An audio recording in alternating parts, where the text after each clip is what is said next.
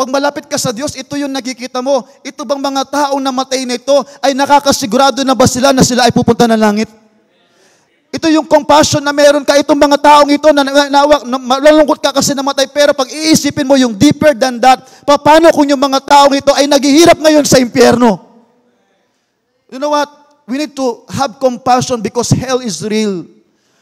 Tayo po mga Baptist, hindi po tayo naniniwala na kagaya po ng Jehovah's Witnesses. Yung mga Jehovah's Witnesses po ay hindi sila naniniwala sa impyerno. Pero makikita mo po doon sa malapit sa church po namin, alas 7 ng umaga, everyday may mga Jehovah's Witnesses doon na nakatayo at nagbibigay or nagbebenta ng mga paniniwala nila, pero nakakamangha yung kanilang kasipagan. Kaya nga minsan, nung time na nakausap ko yung Jehovah's Witnesses, sabi ko, kung tama ang paniniwala mo na walang impyerno at pag ako ay namatay, walang lugi sa akin.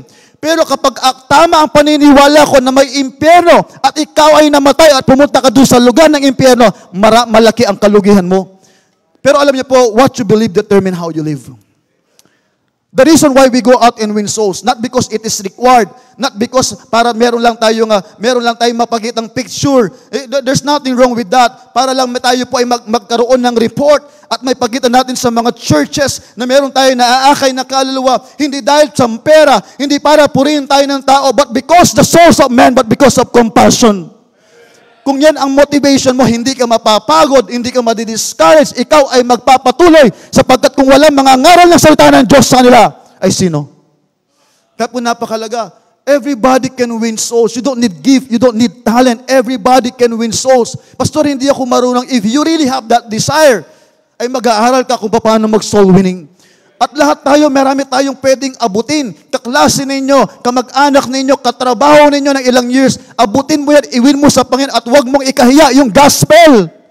Imagine kung walang sa atin, nagngaral ng salita ng Diyos. Saan kaya tayo ngayon? Yung mga missionaries, bunga din ng mga mission yan eh. Na nakaka-bless na ngayon sila na nagpapatoo. And they are looking forward na someday meron din Thai, meron din Mongolian, na magpapatotoo na because of the life of these missionaries ay nakilala sila sa Panginoon. And what a great blessing. God can use these plugs. God can use itong halaman na ito para mangaral. But it is a great blessing na tayo ang pinili ng Diyos para mangaral at pangaral sa salita ng Diyos. What a great blessing it is. Kaya soul winning is a privilege. It is an opportunity. Pag malayo ka sa Panginoon, ano ba naman yung soul winning?